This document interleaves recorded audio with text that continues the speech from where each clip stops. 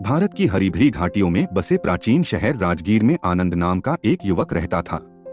वह एक मेहनती किसान था जो अपने खेतों में दिन रात मेहनत करता था।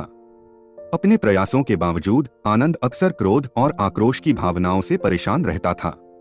वह जीवन की कठोरता से जूझता था और दूसरों के निर्दयी शब्द और कार्य उसके दिल पर भारी पड़ते थे।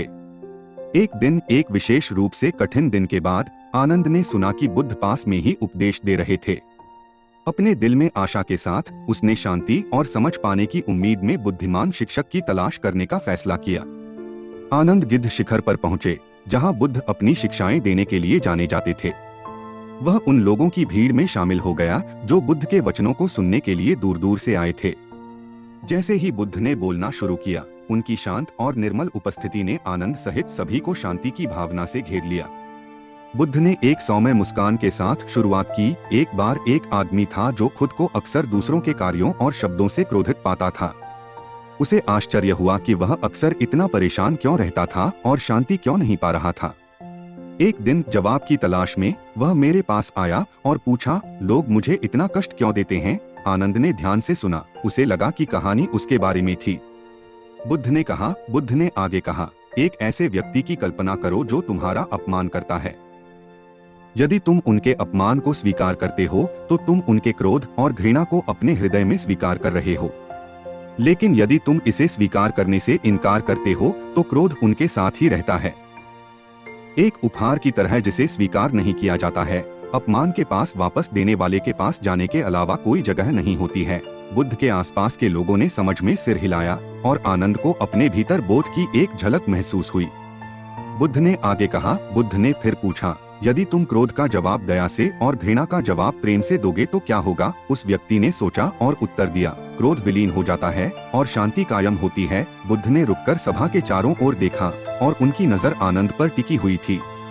याद रखें, उन्होंने कहा, क्रोध को थामे रखना किसी और पर फेंकने के इरादे से गर्म कोयले को थामे रखने जैसा है। आप ही जलते हैं। क्रोध को छोड़ दें और आपको शांति मिलेगी। आनंद ने अपने ऊपर स्पष्टता की गहरी भावना महसूस की। उन्होंने महसूस किया कि उनका दुख दूसरों के कार्यों के कारण नहीं, बल्कि उन कार्यों के प्रति उनकी अपनी प्रतिक्रियाओं के कारण था। क्रोध को थामे रखकर वह केवल खुद को नुकसान पहुंचा रहे थे। शिक्षा के बाद आनंद कृतज्ञता के साथ बुद्ध के पास गए। धन्यवाद भगवान बुद्ध, उन्होंने गहराई से झुकते हुए कहा, आपके शब्दों ने मेरी आंखें खोल दी हैं। मैं अब समझता हूं कि मेरे पास यह चुनने की शक्ति है कि मैं दूसरों के प्रति कैसे प्रतिक्रिया करता हूं। मैं अपने क्रोध को छोड़ने और दयालुता को अपनाने का प्रयास करूंगा। बुद्ध ने दयालुता से मुस्कुराया।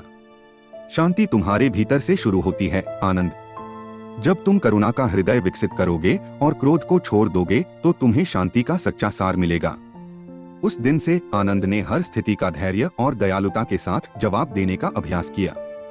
जब भी क्रोध उठता, वह बुद्ध की शिक्षा को याद करता और उसे जाने देना चुनता। समय के साथ उन्होंने पाया कि उनका दिल हल्का हो गया था, उनका दिमाग साफ हो गया था और उनका जीवन गहन शांति की भावना से भर गया था। और इसलिए आनंद की कहानी हमें बुद्ध के शाश्वत ज्ञान की शिक्षा देती है कि शांति और खुशी भीतर से आती है और क्रोध को त्याग कर और करुणा को अपनाकर हम अपने जीवन में सच्ची शांति पा सकते हैं। यह कहानी क्रोध को त्यागने और दया और करुणा को अपनाने की बुद्ध की शिक्षा को दर्शाती है। यह दिखाती है कि कैसे ये सिद्धांत किसी के जीवन को बदल सकते हैं। इस वीडियो को देखने के लिए धन्यवाद। दिव्य शिक्षाओं पर अधिक वीडियो के लिए हमारे चैनल को लाइक और सब्सक्राइब करें।